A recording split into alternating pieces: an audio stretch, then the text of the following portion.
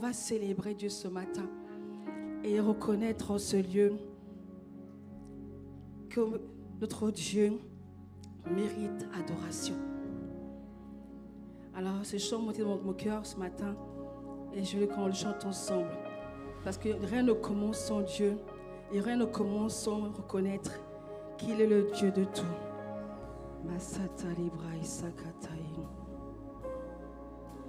Comment expliquer et comment décrire un amour si grand, si puissant que rien ne peut le contenir. Tu sais mes espoirs, Seigneur, tu sais mes craintes, et mes mots sont trop pis.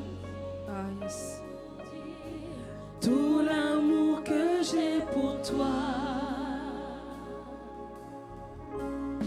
si tout comme la pluie, les mots pouvaient couler, et si j'avais l'éternité, je ne pourrais pas l'exprimer, mais dans les battements de mon cœur, tu entendras toujours. Merci pour la vie, pour la vérité et pour le chemin. Alors entends mon cœur, yes, mon esprit qui te loue, entends le chant d'amour d'un enfant racheté. Je prendrai mes faibles mots pour te dire quel Dieu merveilleux tu es. Mais je ne pourrai pas te dire combien je t'aime. Alors entends mon cœur. Alors entends mon cœur. Mon esprit qui te loue, entends le chant d'amour, entends le chant d'amour d'un enfant racheté. Entends le chant de mon frère, entends le chant de ma soeur ce matin. Je prendrai mes faibles mots, oh Dieu, pour te dire quel Dieu extraordinaire, quel Dieu merveilleux tu es. Mais je ne pourrai pas te dire combien je t'aime. Alors entends mon cœur. Alors entends mon cœur. Les mots seront toujours faibles devant ta grandeur, devant ta suprématie, devant ta magnificence, devant ta splendeur. Alors ce matin, oh Dieu, je veux que tu entendes les chants, les paroles d'un enfant racheté. Seigneur, je prendrai mes faibles mots. Seigneur, pour te dire, pour te parler, pour te dire, oh Seigneur, quel Dieu merveilleux, quel Dieu excellent tu es. Mais je ne pourrai pas, oh Dieu, Seigneur, je ne pourrai pas te dire combien je t'aime avec mes faibles mots. Quand tu t'es donné le premier, Seigneur, tu as tant aimé le monde que tu as donné Jésus à la croix pour nous. Je ne pourrai pas, Seigneur, entends le cœur, mon cœur devant toi, Seigneur, qui se répand devant toi, mon mon cœur, Seigneur, qui s'abaisse devant toi, mon cœur qui s'humilie devant toi. Entends ce chant, Seigneur, d'amour, entends ce chant, oh Dieu, entends ce chant d'un enfant racheté, entends ce chant, les braïs sakata les mamas. Je prendrai mes faibles mots pour te dire quel Dieu merveilleux tu es. Je ne pourrai pas te dire combien je t'aime, alors entends mon cœur. Je ne pourrai pas te dire combien je t'aime, alors entends mon cœur. Ce matin, nous voulons que tu entendes nos cœurs.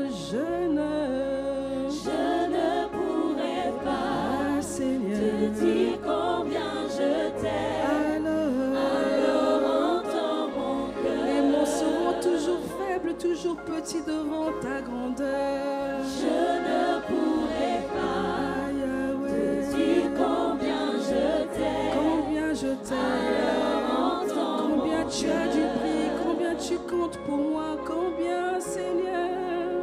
je ne pourrai pas Je ne pourrai te dire combien je t'aime, combien je t'aime. alors entends mon Allez, cœur. Sataya. Prends bien-aimé quelques temps pour dire combien tu aimes à Dieu. Prends quelques instants pour lui dire combien tu l'aimes. Même si les mots sont faibles, même si les mots sont chaotiques dans ta bouche, même si les mots sont dans ta langue maternelle, même si les mots sont dans ta la langue spirituelle et langue des cieux, élève la voix ce matin et dis à Dieu combien tu apprécies, combien tu aimes dans sa présence, combien tu aimes être dans sa présence, combien tu apprécies ce moment dans sa présence, que une heure dans ta présence vaut mieux que 1000 ailleurs. Le psalmiste le disait, une heure dans ta présence vaut mieux que 1000 ailleurs. Alors bien-aimé, prends ces instants pour dire à Dieu, 7 instants dans ta présence vaut mieux que 1000 ailleurs. 7 instants dans ta présence vaut mieux que 1000 ailleurs. Les braïs sataya. Nous n'avons pas de mots, Seigneur, devant ta grandeur. Nous n'avons pas de mots devant ta splendeur. Nous n'avons pas de mots devant ton éclat. Nous n'avons pas de mots devant ta splendeur. Nous n'avons pas de mots devant ton éclat. Nous n'avons pas de mots devant ta splendeur. Nous n'avons pas de mots devant ton éclat. Nous n'avons pas de mots devant ta splendeur. Nous n'avons pas de mots devant ton éclat. Les bras sataya. La Bible déclare, oh Dieu, oh nous te contemplant, Seigneur, nous sommes transformés en la même image que toi, de gloire en gloire par l'Esprit. Ce matin, nous n'avons pas de mots. Nous voulons tout simplement, oh Dieu, venir dans ta présence, contempler ta splendeur, contempler ton éclat, contempler ta beauté. Ce matin, Seigneur, nous venons avec les mots que nous avons, même sans nos mots, Seigneur, avec nos soupirs, Seigneur, pour reconnaître, oh Dieu, que tu es le Dieu véritable. Nous n'avons pas de mots Pour reconnaître que tu es le Dieu le plus élevé. Nous n'avons pas de mots Pour dire, Seigneur, que tout genou fléchit devant ta grandeur. Nous n'avons pas de mots Que tout genou fléchit devant le nom de Jésus. Nous n'avons pas de mots Masata le braïsa kataïne le bosutaya. Nous n'avons pas de mots. Je ne pourrai pas te dire combien je t'aime, alors entends mon cœur.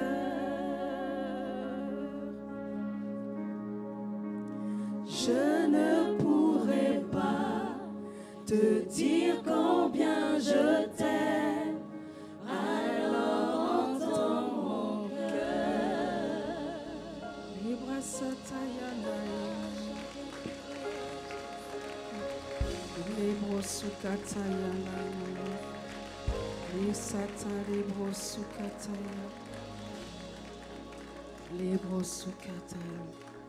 Père, nous te rendons grâce.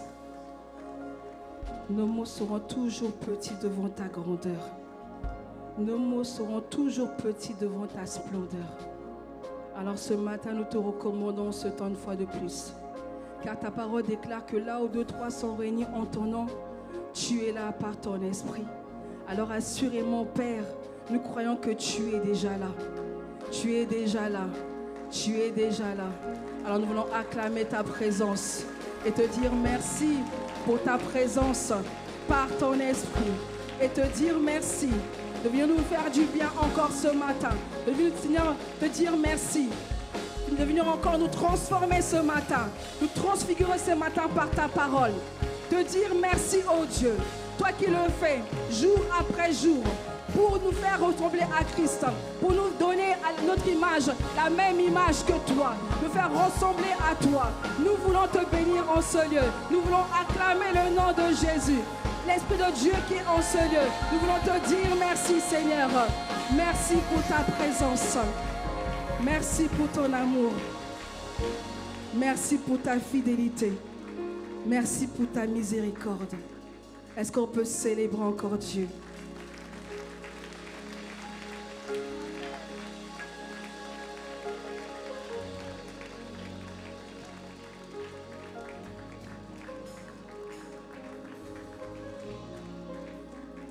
Amen. Alléluia. La présence de Dieu est belle. La présence de Dieu nous fait du bien. La présence de Dieu nous restaure.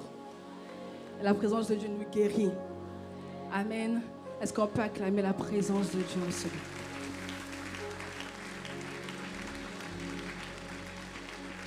Alors, bonjour à tous. Soyez les bienvenus à Impact Centre Chrétien. La maison de Dieu où la présence de Dieu est palpable. Hein? La présence de Dieu est palpable. Alors, bien-aimés, je vous invite à prendre place dans la présence. Alléluia. À ce matin, c'est un honneur vraiment. Alléluia. On ne prend jamais pour acquis de se tenir devant le peuple de Dieu. Et comme vous le savez, nous sommes dans un voyage. Qui dit voyage? Alors on est en train de voyager. Hein? Même sur la terre, nous sommes des voyageurs. Nous sommes dans un voyage qui est de croître en... Ah, il y en a qui ont suivi. Qui est de croître en Christ. Et assurément, nous ne serons plus les mêmes à la fin de ce voyage. Est-ce que tu peux acclamer Dieu pour toi? Nous ne serons plus les mêmes à la fin de ce voyage. Parce que vous savez que on a commencé ce voyage avec le pasteur Yvon. Et Dieu attend Dieu attend de nous que nous portions du fruit. Dieu attend de nous que nous portions du fruit. Ah, je ne sais pas, ton amen est timide. Hein? Donc, tu veux pas porter du fruit alors? Non, mais si tu veux porter du fruit, dis un grand amen. Parce que Dieu attend de nous que nous portions du fruit. Qui veut porter du fruit? Alléluia. Le fruit passe par notre transformation. Elle passe par notre transformation. Et notre famille aussi attend notre transformation. Nos collègues attendent notre transformation. Nos amis, notre entourage attend notre transformation. Car la création attend après la manifestation des fils de Dieu que nous sommes. Amen. Et vous voyez, pas plus tard que cette semaine, j'ai une de mes cousines au téléphone. Et elle m'appelle pour me souhaiter mon anniversaire, bien sûr.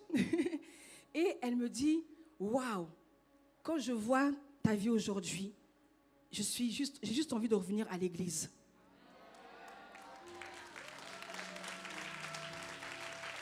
Pourquoi? Parce que Dieu m'a transformée.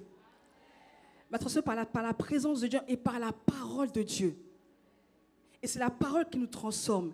Elle me connaît depuis qu'on est petit. Hein. Elle me connaît depuis notre tendre âge. Mais elle aussi, elle était à l'église. Avant que moi je fuis à l'église, elle était à l'église. Mais dans son parcours, elle a été amenée à quitter l'église. Mais quand elle voit comme la parole m'a transformée, elle dit, je vais revenir aussi. C'est ton partage à toi aussi au nom de Jésus, pour ta famille qui attend après toi, pour tes cousins qui attendent après toi, pour tes soeurs qui attendent après toi, tes frères qui attendent après toi. Amen. C'est ton partage aussi, bien-aimé. C'est pourquoi je veux nous encourager vraiment à être sérieux avec les paroles que nous recevons. Être sérieux avec les prédications de nos serviteurs, l'apôtre Ivan, l'apôtre Yves, les prédicateurs qui sont venus ici. Est-ce qu'on peut acclamer Dieu pour ces hommes et ces femmes de la parole de Dieu?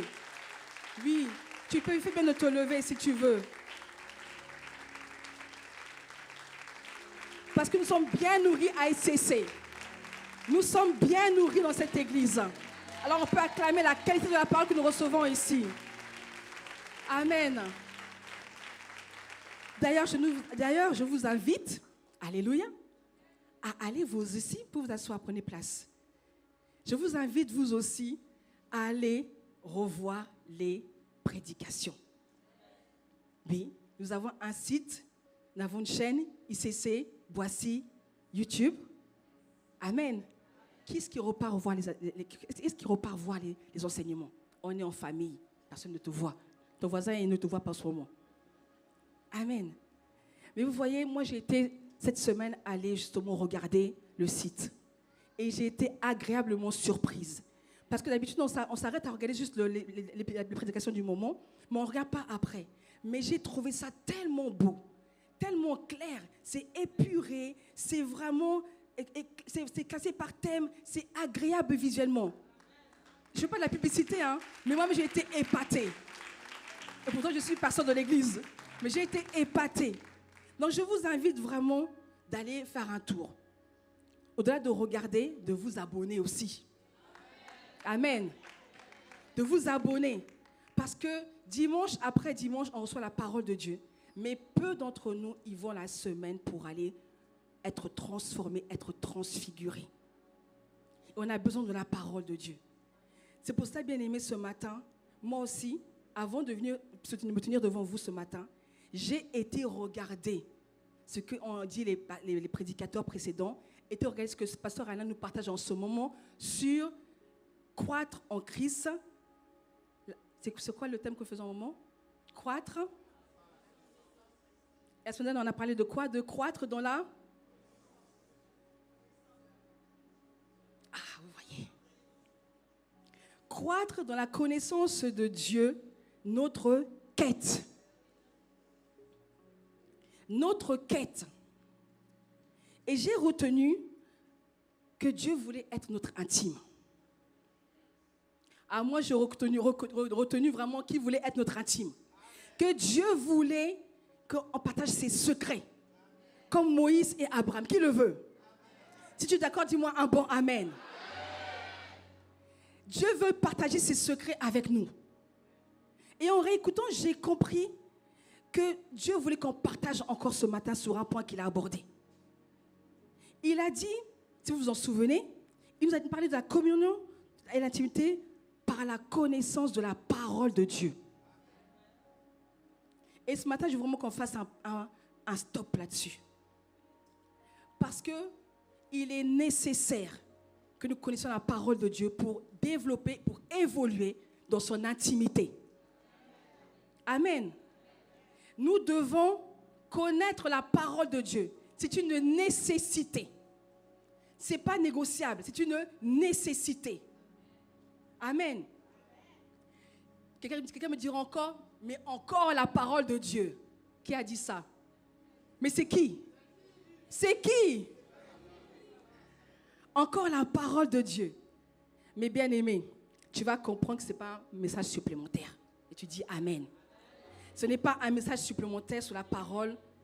Ce que Dieu a révélé par sa parole, en écoutant, c'est que s'il l'a révélé, ça veut dire que beaucoup d'entre nous encore aujourd'hui ne sont pas intimes de la parole de Dieu. Parce qu'on ne vient pas ici comme ça. Avant de venir ici, on prie. On demande la direction de Dieu. Et si Dieu a parlé de la parole de Dieu, ça veut dire qu'encore parmi nous, il y a encore certains, pas ton voisin, ni toi d'ailleurs, celui qui reste à la maison, qui qui ne sont pas encore intimes avec la parole de Dieu. Amen. Et ce n'est pas un problème, bien-aimé. Dis à ton voisin, ce n'est pas un problème. Ce n'est pas un problème parce que Dieu veut ce matin encore nous apprendre, nous emmener au-delà, nous emmener en profondeur, nous transformer. Parce qu'à la fin de ce message, à la fin de l'année, il faut qu'on ait notre véritable en Christ. Il faut qu'on ait notre véritable vie, notre véritable identité en Christ.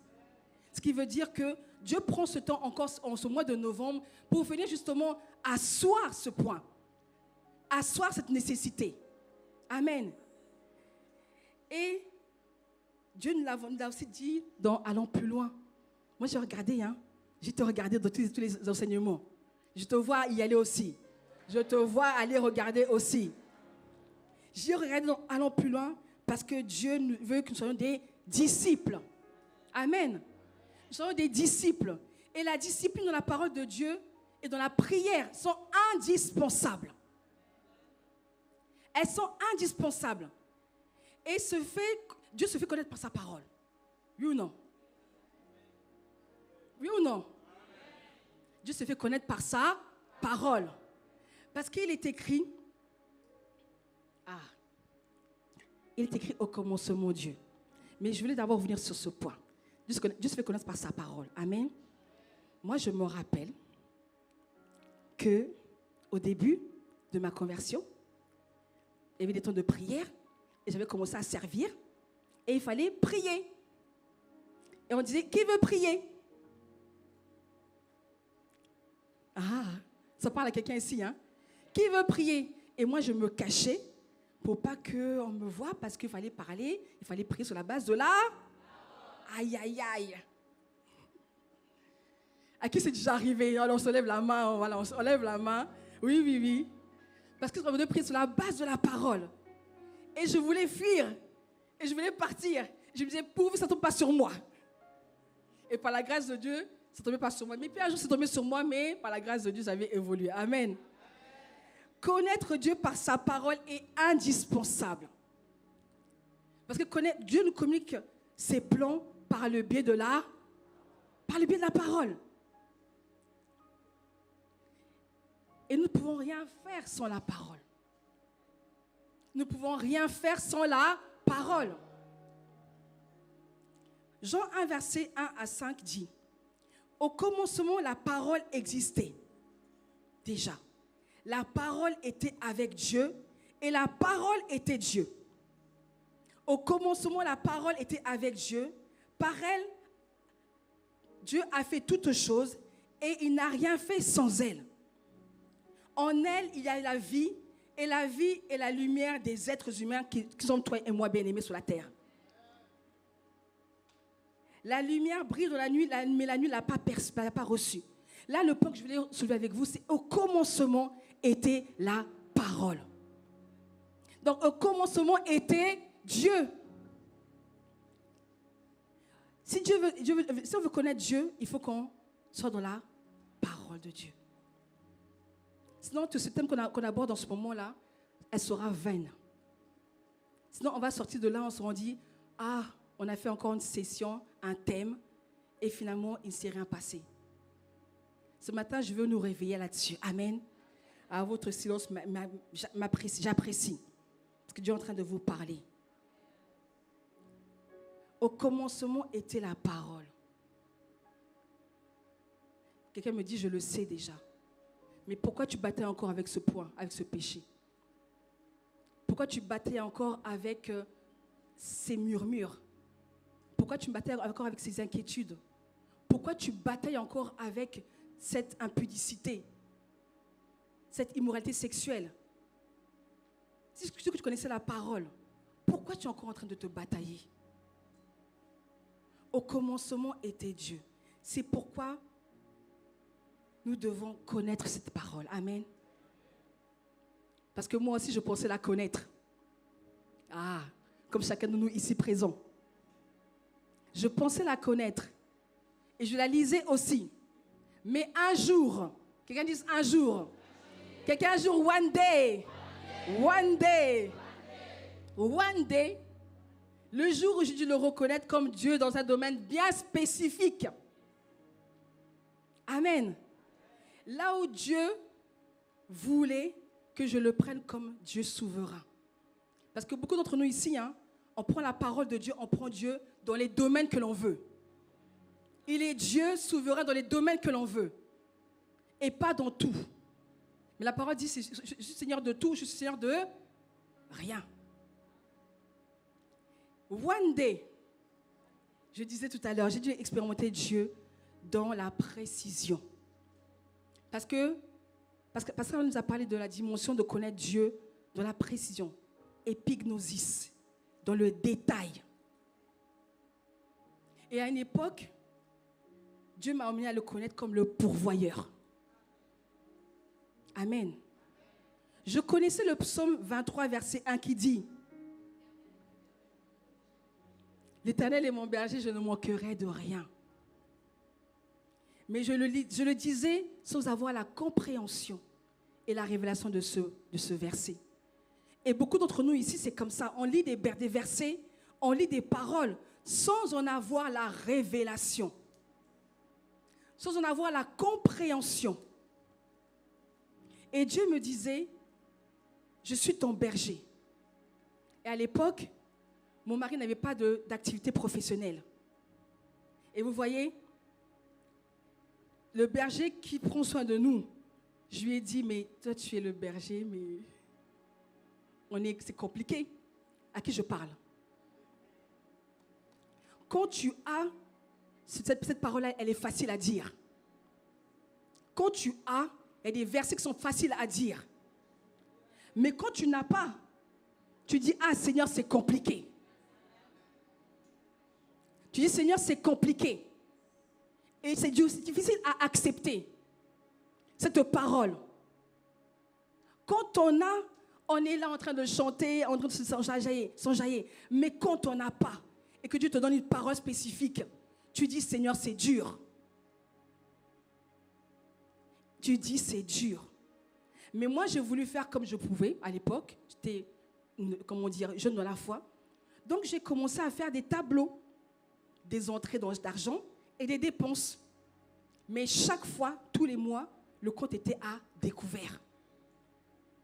À vouloir faire par soi-même, par mon intelligence, par mes capacités intellectuelles.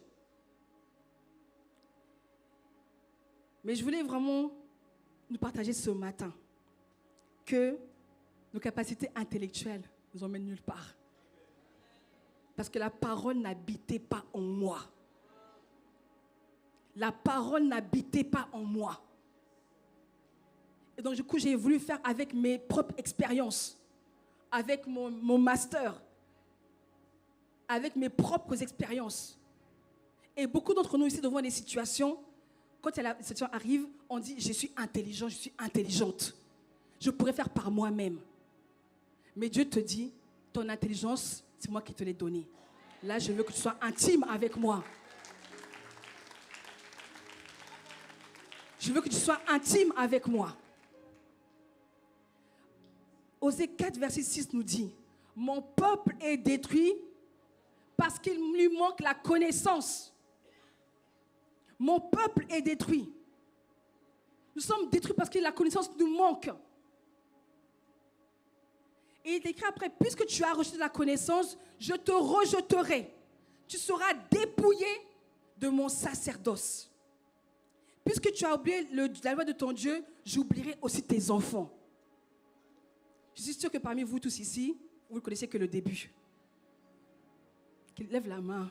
Oui. Tu ne connaissais que le début de ce passage. Or, vous voyez la conséquence de ce passage. Puisque tu as rejeté la connaissance, je te rejeterai aussi. Je te rejeterai et tu seras dépouillé de mon sacerdoce. Alors, quel est le rapport avec la parole de Dieu ici? Nous avons partagé la semaine dernière avec Pasteur Alain, la semaine dernière, le passage 82, verset 5 qui dit, je vais vous lire dans la version Martin, parce que ça m'a beaucoup interpellé. Ils ne connaissent ni n'entendent rien, ils marchent dans les ténèbres. le fait de ne pas connaître et le fait de ne pas entendre, de ne pas comprendre, nous marchons dans les ténèbres. Nous marchons dans l'obscurité. Donc, en plus de marcher dans l'obscurité, en plus d'être rejeté, on est dépouillé de notre autorité en Christ. On est dépouillé de nos armes. On est comme un biscuit bon à manger dans le monde spirituel. On est dépouillé, on est comme un soldat qui n'a pas de protection, qui n'a pas d'équipement, qui n'a pas d'armure. Sans la parole.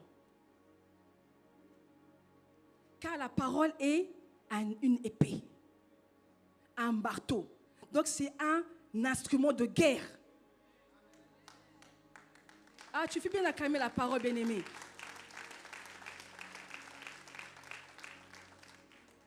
Vous voyez, pendant cette période où j'ai commencé à comprendre ce verset, Psaume 23, verset 1, Éternel ton berger, tu ne manqueras de rien.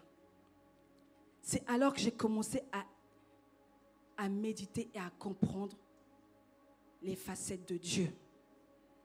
Ces différentes facettes. Le pourvoyeur, le fidèle, celui qui prend soin, celui qui t'aime malgré tes manquements, celui qui donne de l'intelligence, qui renouvelle ton intelligence. Quand tu prends le temps avec Dieu, dans sa parole, il te montre les facettes de lui. Tu deviens intime avec lui. Tu parles avec lui. Tu communiques avec lui. Donc, moi, j'ai expérimenté à ce moment-là Romains 12, verset 2. Vous voyez, à partir d'une seule parole. Romains 12, verset 2. Le renouvellement de l'intelligence. Qui dit, ne vous conformez pas au siècle présent, mais soyez transformés par le renouvellement de l'intelligence, afin que vous discerniez quelle est la volonté de Dieu, ce qui est bon, agréable et parfait. Bien-aimé, par la parole, tu discernes ce qui est bon, agréable et parfait devant Dieu. Amen. L'exposition à la parole faisait que maintenant je voyais comme Dieu. J'étais transfiguré. Je parlais comme Dieu. Je déclarais comme Dieu. J'ai changé ma manière de parler. Et j'ai dit que toute chose maintenant concourt à mon bénéfice. La parole de Dieu. Ma vie de prière a changé aussi. Vous voyez, quand on communie avec Dieu, ça a décuplé. Et à cette période, je suis passée de là, ceux qui sont de la foule, à ceux qui Dieu explique dans le secret. Tu passes de la foule à ceux que Dieu explique. Tu fais partie maintenant des disciples. Mais je te vois arriver à ce niveau au nom de Jésus. Je te vois arriver à ce niveau au nom de Jésus. Par cette parole, j'ai exercé l'autorité de Christ. Par cette parole, j'appelais à l'existence de choses qui n'étaient pas comme si elles étaient. Par cette parole, je commandais au matin. Par cette parole, je chamboulais le plan de l'ennemi. Par cette parole, le règne de Dieu s'imposait dans ma maison. Par cette parole. Par cette parole. Quelle est ta parole, bien-aimé? Quelle est la parole qui te fait vivre? Quelle est cette parole? La nécessité de la parole de Dieu, de connaître sa parole. La nécessité. Ce n'est pas, comment dire, un choix, une option. C'est vital pour nous, bien-aimés. C'est vital. La connaissance de la parole de Dieu. Amen. L'apôtre Paul nous le rappelle dans cette instruction de 2 Pierre 3, versets 17 à 18. Vous donc, bien-aimés, qui êtes avertis, mettez-vous sur vos gardes, de peur que par égarement des impies, vous ne veniez à déchoir à votre fermeté. Mais croissez dans la grâce et dans la connaissance de notre Seigneur, Sauveur Jésus-Christ. Croissez dans la grâce et dans la connaissance de notre Seigneur Jésus. Nous devons croître, bien-aimés. Ça se passe par la parole de Dieu. Ça se passe par la parole de Dieu. Parce que plus nous croissons, plus nous portons du fruit. Et notre exemple, par excellence, c'est notre Seigneur Jésus. La Bible dit qu'il avait la même vie que nous sur la terre. Et lui aussi, il croissait. Amen. Lui aussi, il croissait. Donc, on va le voir, bien-aimé, dans Luc 4, verset 41 à 52. Moi, je suis femme de parole. Je suis désolée. J'aime la parole de Dieu. J'ai appris à l'aimer. Et donc, on va aller encore dans la parole de Dieu. Amen. Alors, on va voir un point, bien-aimé. On va lire un petit peu, ça prend un peu quelques passages. Luc 4, verset 41 à 52. Les parents de Jésus allaient chaque année à Jérusalem à la fête de Pâques. Lorsqu'il fut âgé de 12 ans, ils y montèrent selon la coutume de la fête. Puis, quand les jours furent écoulés et qu'ils s'en retournaient, l'enfant Jésus resta à Jérusalem. Son père et sa mère ne s'en aperçurent pas, croyant qu'il était avec leurs compagnons de voyage. Ils firent une journée de chemin, bien-aimé, et le cherchèrent parmi les parents et leurs connaissances. Mais ne l'ayant pas trouvé, ils retournèrent à Jérusalem pour le chercher. Au bout de 3 jours, dis au bout de 3 jours. Au bout de 3 jours, encore un enseignement, mais je ne suis pas revenu dessus. Hein? Ça parle de la résurrection de Christ. Alléluia. Au bout de 3 jours, il le trouva dans le temple, assis au milieu des docteurs, les écoutant, les interrogeant. Tout ce qu'il entendait était frappé par son intelligence et ses réponses. Ils étaient frappés par son intelligence et ses réponses. Et quand ses parents le virent, ils furent saisis d'étonnement. Et sa mère lui dit, « Mon enfant, pourquoi agis-tu de la sorte avec nous? Voici ton père et moi, nous te cherchons avec angoisse. » Et il leur dit, « Pourquoi me cherchez-vous? Ne savez-vous pas qu'il faut que je m'occupe des affaires de mon père? » Mais ils ne comprirent pas ce qu'il leur disait, puis ils descendirent avec eux pour aller à Nazareth. Et il leur était soumis, sa mère gardait toutes ses paroles en elle. Mais Jésus croissait en sagesse et en stature, en grâce devant Dieu et devant les hommes. Jésus croissait en sagesse et en stature. Jésus, enfant de 12 ans, croissait en sagesse et en stature. Bien-aimé, Jésus croissait en sagesse et en stature. C'est bien de grandir physiquement, mais il faut grandir aussi dans le monde spirituel. En sagesse et en stature spirituelle. Amen. Et pour cela, vous voyez, moi ce qui m'a interpellé, Jésus était assis au milieu des docteurs. 12 ans. Assis au milieu des professeurs, des maîtres de la loi. 12 ans. Il les écoutait et lui aussi parlait et on était stupéfait par la profondeur de Jésus. On était stupéfait, les docteurs étaient stupéfaits par la connaissance qui était dans l'enfant de Jésus de 12 ans. Alors bien aimé, là tu te regardes la main parce que les enfants ne sont pas là. Mais vois un enfant de 12 ans avec des docteurs barbus. Parce qu'à l'époque ils étaient bien barbus. Un enfant de 12 ans. Je te vois arriver à ce niveau. Il ne s'agit pas de ton âge, il ne s'agit pas de ta stature, de ton âge, de ton ancienneté.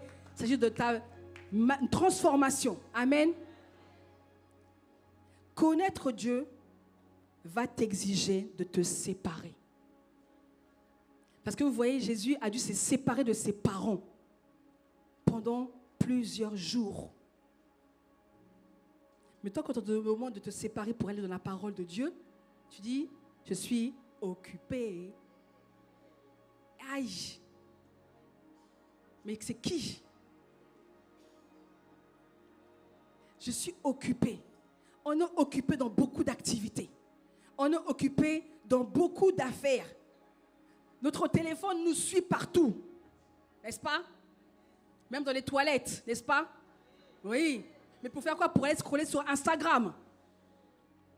Pas pour aller regarder la parole de Dieu.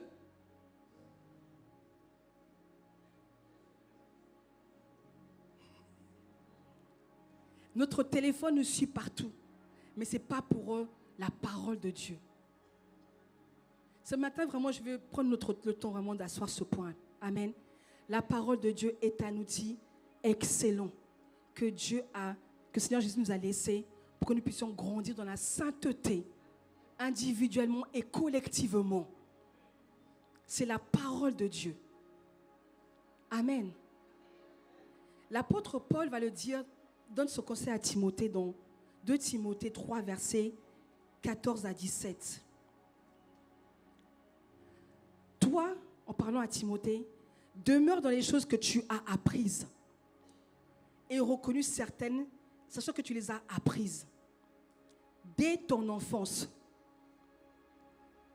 Tu connais les saintes écritures, les saintes lettres, qui peuvent te rendre sage à salut par la foi en Jésus-Christ. Vous voyez? Tu connais depuis ton enfance. Et le Seigneur va nous dire ici que toute écriture est inspirée de Dieu. Toute écriture est inspirée de Dieu et utile pour enseigner, pour convaincre, pour corriger dans la justice, afin que l'homme de Dieu que toi et moi nous sommes bien-aimés soit accompli à toute bonne œuvre. Amen. Toute parole de Dieu toute écriture est inspirée de Dieu. Ce qui veut dire que quand tu lis la parole, ce n'est pas un homme qui a écrit, ce n'est pas l'apôtre Yvon qui a écrit, ce n'est pas l'apôtre Yves qui a écrit, c'est Dieu qui a écrit directement. C'est Dieu qui te parle. Il te communique sa pensée. Il te communique sa vie. Il te communique ses secrets. Toute parole est inspirée de Dieu. Et Dieu utilise les Écritures comme moyen pour nous enseigner, pour nous convaincre, pour nous corriger, pour nous instruire dans la justice. Amen. Nous enseigner premièrement. Enseigner en quoi? La parole nous procure la sagesse de Dieu. On a besoin de marcher dans la sainteté. On a besoin de connaître les Écritures qui nous font pour faire la volonté de Dieu. On en a besoin pour nous enseigner, pour deuxièmement nous convaincre, faire tomber les raisonnements. Parce que beaucoup se disent, quand la parole de Dieu vient, dire, ah, mais c'est pas pour moi, c'est pour mon voisin. Ah, c'est pas pour moi, c'est pour mon tutoré. C'est pas pour moi, c'est pour un tel qui n'est pas dans la parole de Dieu. Mais c'est d'abord pour nous convaincre nous-mêmes de péché, de justice et de jugement. D'abord pour nous convaincre nous. Parce qu'il y a forcément un élément, un endroit, un moyen, un point où Dieu veut te convaincre.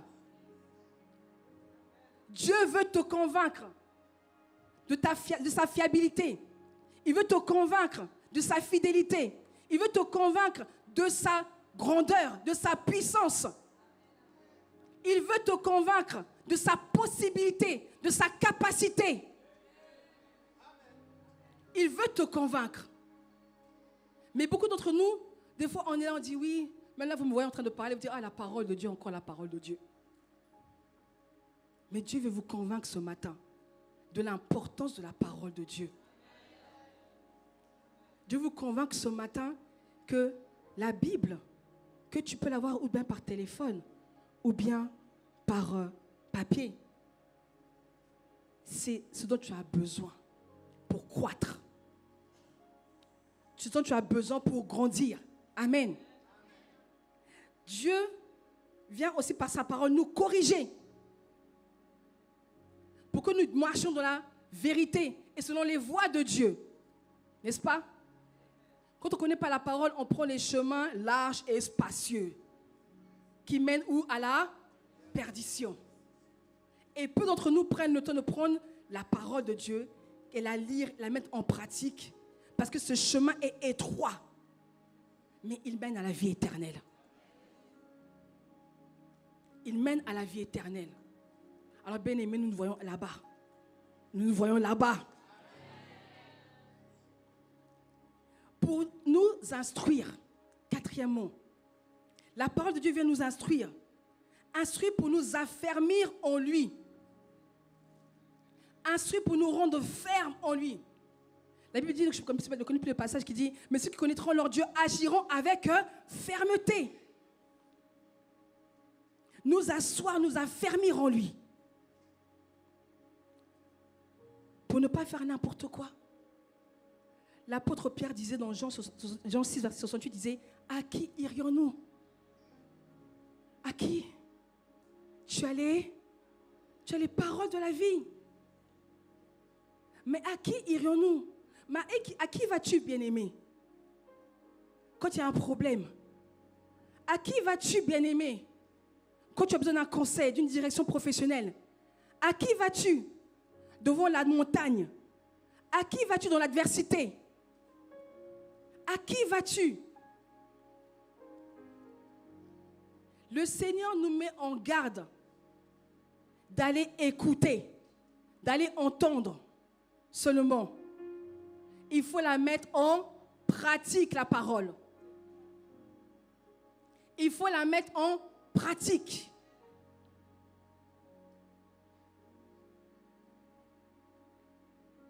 Il faut la mettre en pratique. Et je vais revenir avec vous sur un point. Dans Matthieu 7, versets 24 à 27.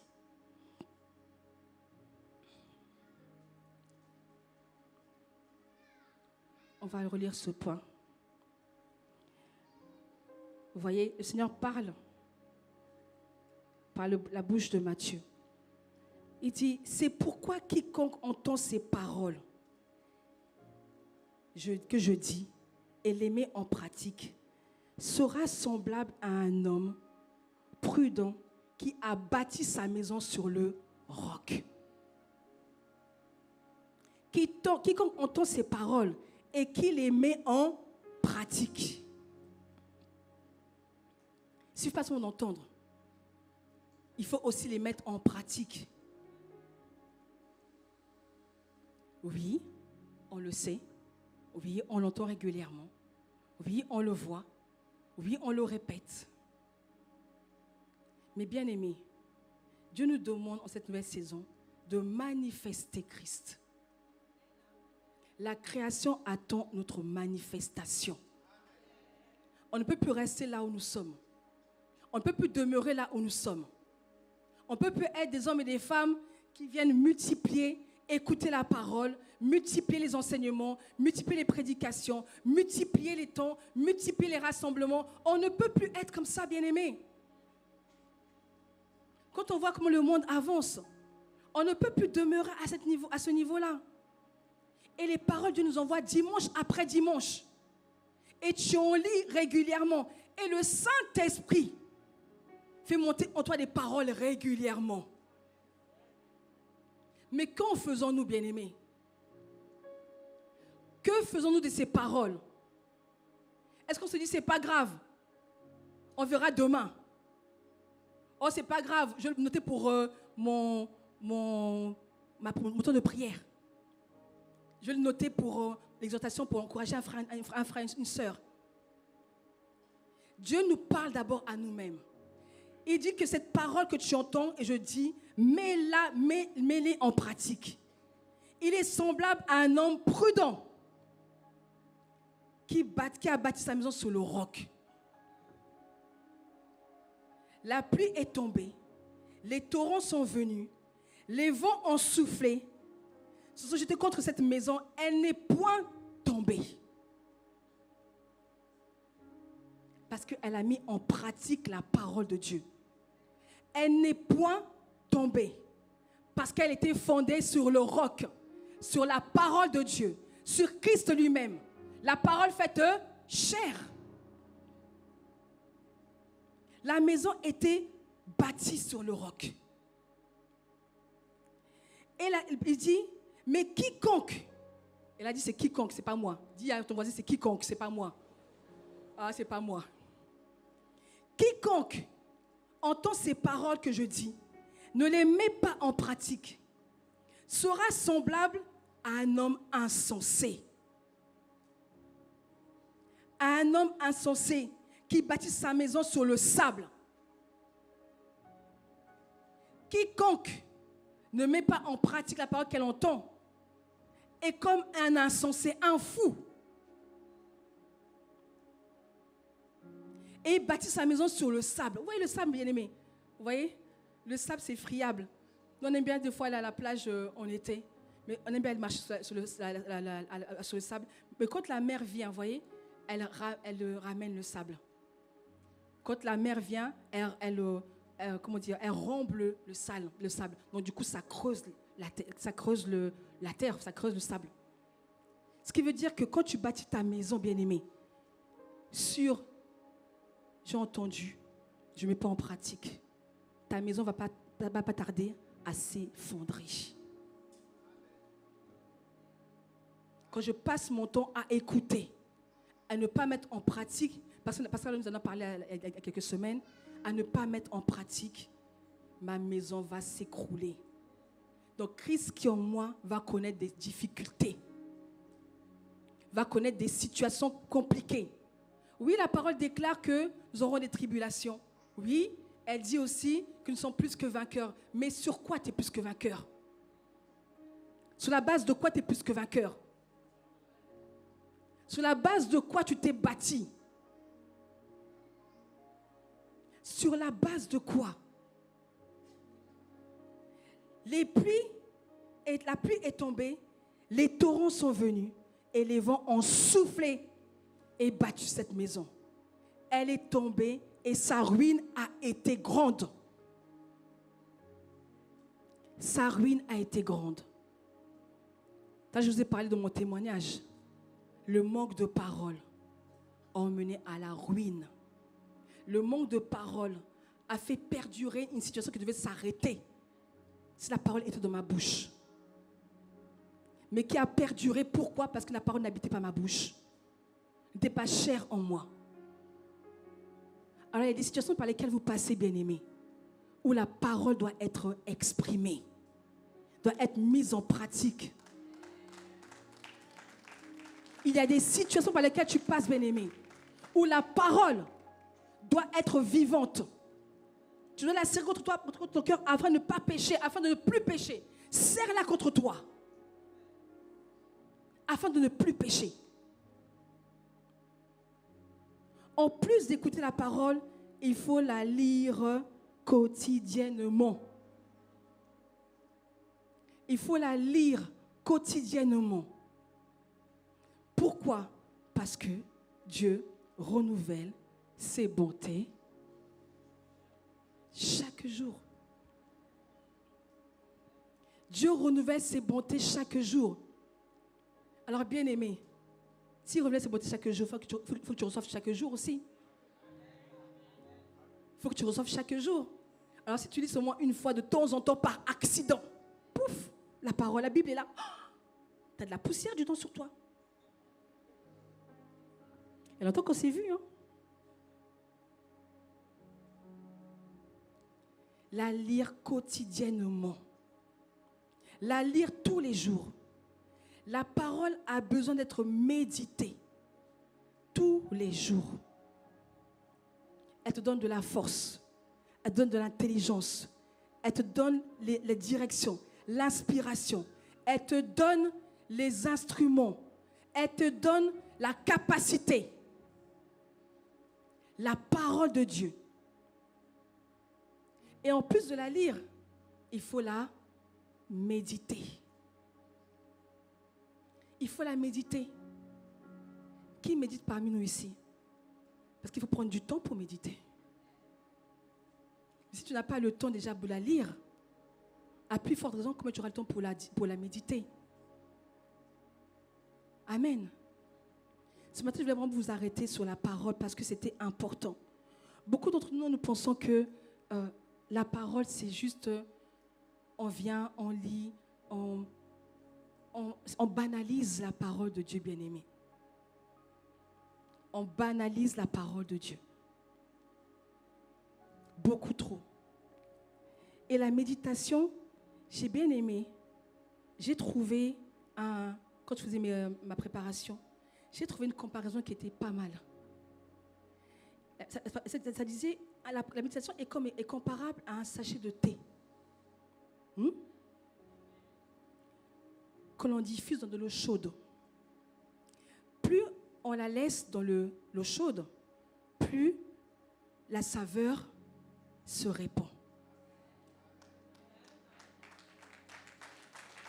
Plus tu es dans la parole de Dieu, plus tu la lis, plus tu la médites, plus un parfum agréable sort de toi. Plus un parfum agréable, plus des fruits sortent de toi. Et la création dit, tu sens bon aujourd'hui, on sent que tu es de bonne humeur, on sent que tu es dans la paix, on sent que tu es dans l'amour, on sent que tu te maîtrises, on sent que tu es dans la douceur, on sent que tu es bienveillante, le fruit de l'esprit. Plus tu laisses ce sachet de thé, plus elle se diffuse. Et moins tu la laisses dans l'eau chaude, moins la saveur se répand. Alors, moins nous passons dans la parole de Dieu, moins la saveur se répand. Et c'est pour ça que la création attend encore notre manifestation. Parce que le parfum que nous devons répandre ne demeure pas. Ce sachet de thé ne demeure pas dans la parole de Dieu. Ne demeure pas dans la lecture de la parole. Ne demeure pas dans la méditation de la parole. Donc le parfum est encore... on cherche. On cherche. J'ai l'impression que on cherche. Mais je déclare que ce matin, bien-aimé, ça peut être ton partage au nom de Jésus. Tu deviens le parfum qui va embaumer son entourage. Tu deviens cette personne qui porte du fruit en abondance. Tu deviens cette personne qui porte du fruit visible, agréable à Dieu. Tu deviens cette personne qui impacte et qui influence son environnement. Tu deviens cette personne bien-aimée, tu deviens cette personne au nom de Jésus. La parole de Dieu, la nécessité de demeurer dans la parole de Dieu. Et pour méditer la parole de Dieu, je vous laisse aller regarder Allons plus loin sur YouTube. Amen. Nous avons eu des enseignements excellents par Pasteur Alain à ce sujet.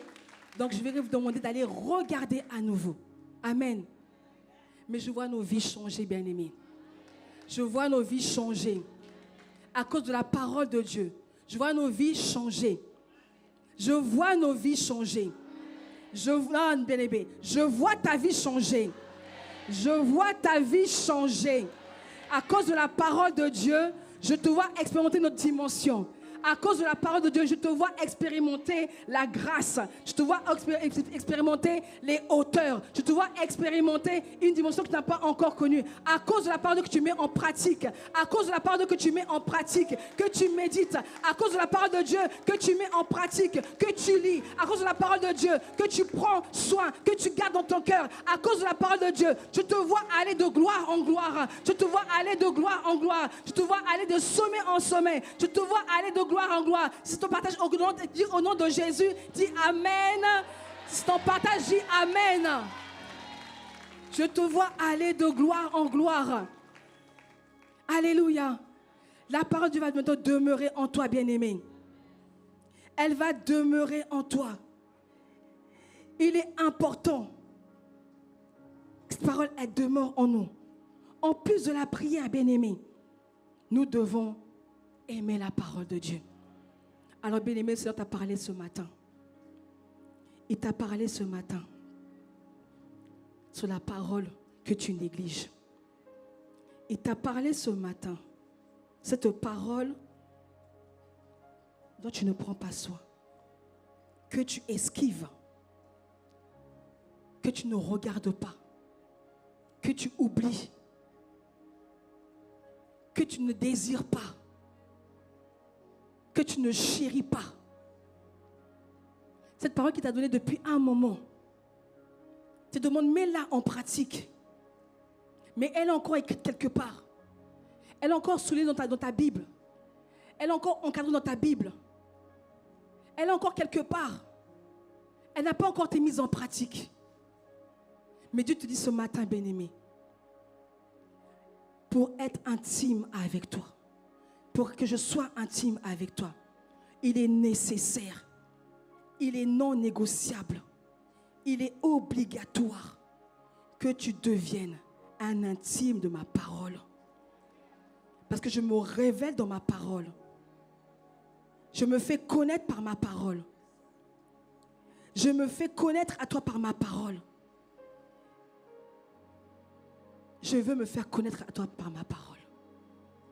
Alors bien-aimé, là où tu es, lève-toi, prends le temps de te lever, si tu peux te lever. Et demande à Dieu. Seigneur, j'ai entendu ta parole ce matin. Je ne veux plus être oublieux et me séduire moi-même par des faux raisonnements. Je ne veux plus être, Seigneur, ceux qui regardent ta parole, Seigneur, et qui s'en vont et qui oublient ce qu'ils étaient. Je ne veux plus être cette personne, Père. J'entends ta parole dimanche après dimanche, tes prédications par tes serviteurs. Mais je ne fais pas, Seigneur, l'exercice comme les chrétiens de Béret qui allaient vérifier la parole de, car non, c'est Paul. Je ne fais pas comme les chrétiens de Béret qui allaient vérifier, qui scrutaient les paroles de Dieu. Je me contente, oh Dieu, des prédications. Je me contente, oh Dieu, des partages dans les groupes. Je me contente, oh Dieu, des temps de prière.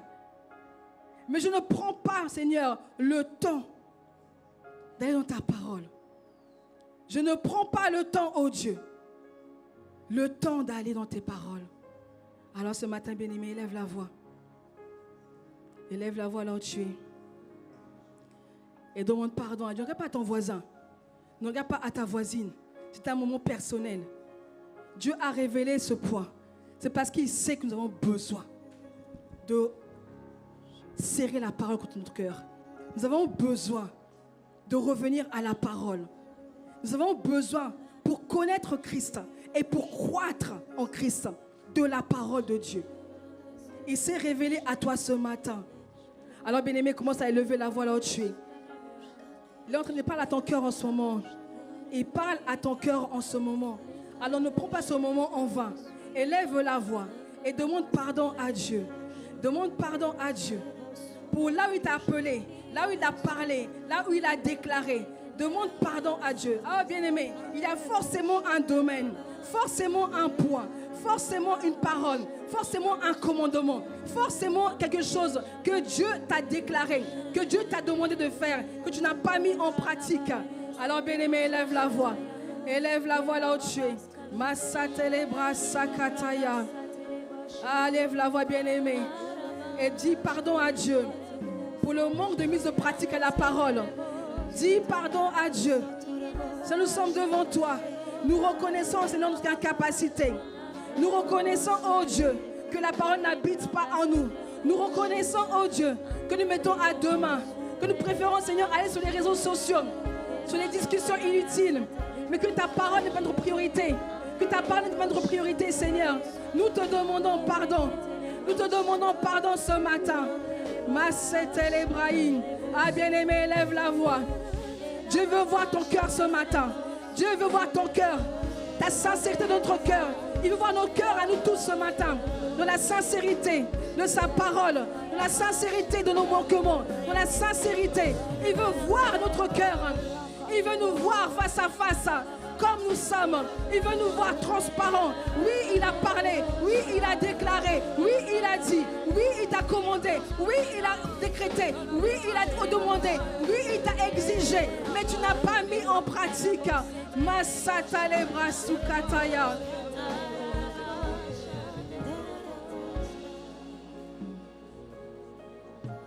Et beaucoup, bien aimés, c'est parce que nous parlons beaucoup. Parce qu'il y a beaucoup de voix. Beaucoup de voix. Nos oreilles sont tendues à beaucoup de choses. Nos oreilles sont disponibles pour beaucoup de choses. nos oreilles sont disponibles pour beaucoup d'autres paroles. Ah, ce matin, on veut dire à Dieu.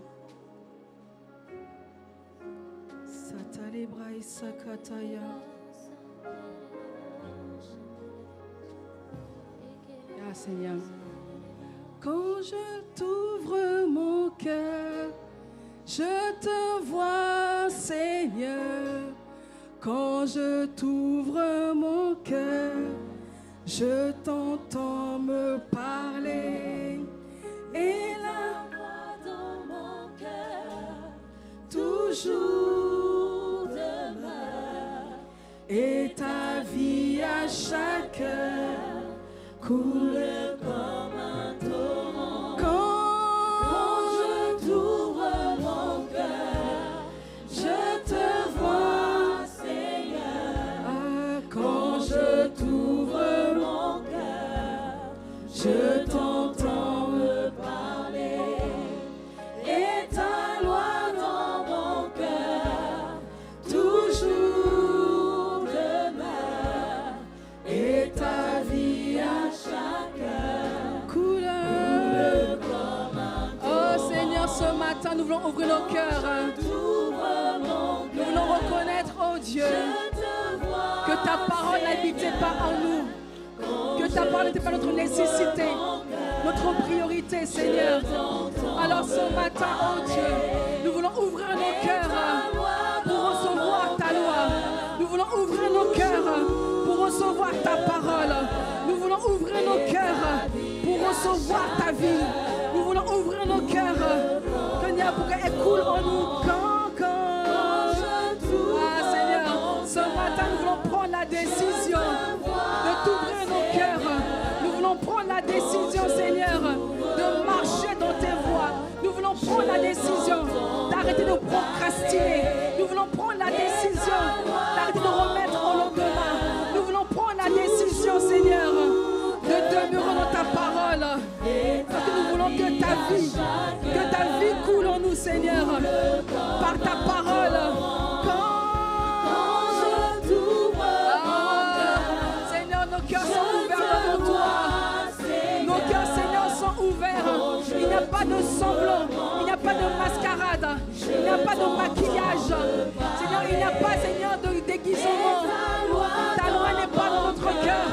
Alors, Père, ce matin, nous voulons, oh Dieu, que Seigneur, que cela change, que cela change, que cela change, que la vie coule en nous, Seigneur, que la vie coule en nous. Ah, ce matin, nous voulons te voir, oh Dieu. Nous voulons voir comme tu es. Nous voulons te connaître selon la parole. Être transformé par toi. Être transformé par toi. Par le contact, par l'exposition à ta parole. Nous voulons être chamboulés. Nous voulons parler avec autorité. Nous voulons parler, Seigneur, avec audace. Nous voulons parler, Seigneur, avec assurance. Nous voulons, Seigneur, parler au monde spirituel. Nous voulons, oh Dieu, changer ce statut dans lequel nous sommes aujourd'hui. Où, Seigneur, des fois la vie vient nous donner des coups. La vie vient nous donner, Seigneur, des épreuves. Et nous sommes silencieux dans ces épreuves. Oh Père, ce matin, mets la parole dans nos bouches, mets la parole dans notre bouche, pour qu'elle coule comme un torrent. Quand je t'ouvre mon cœur, ah Seigneur, nos cœurs sont ouverts devant toi. Nous reconnaissons notre incapacité, Seigneur. Nous reconnaissons notre incapacité. Nous la reconnaissons ce matin. Et nous voulons, Seigneur, que ta loi habite en nous, que ta parole habite en nous, qu'elle travaille en nous, Seigneur, qu'elle patrouille en nous, Seigneur, et qu'elle emmène tout ce que tu n'as pas planté en nous, Seigneur, à l'extinction, à la disparition, à la mort, Seigneur. Allez, Brasukataya. Ce matin, Seigneur, nous voulons ouvrir notre cœur parce que nous reconnaissons, oh Dieu, que nous n'entendons pas ta parole. Mais des fois, Seigneur, on n'est même pas dans ta parole. On ne l'ouvre même pas. Ah, demeure, Seigneur. Nous, qu'elle demeure en nous. Qu'elle demeure en nous. Parce que d'elle, Seigneur, coule la vie. D'elle, Seigneur, des sources de vie, Seigneur, viennent. Des sources de vie, Seigneur. Des sources de vie jaillissent. À ce matin, nous voulons te voir. Nous voulons te connaître. Nous voulons t'expérimenter par la parole de Dieu. Nous voulons, Seigneur, nous examiner par la parole de Dieu. Nous voulons, Seigneur, devenir intime avec toi par ta parole. Ah, Seigneur. Que ta vie à chaque heure coule comme un torrent, et ta vie à chaque heure coule comme un torrent, et ta vie à chaque heure. Ah, cette parole qui est la vie, qui est la lumière des hommes, et ta vie à chaque heure coule comme un torrent.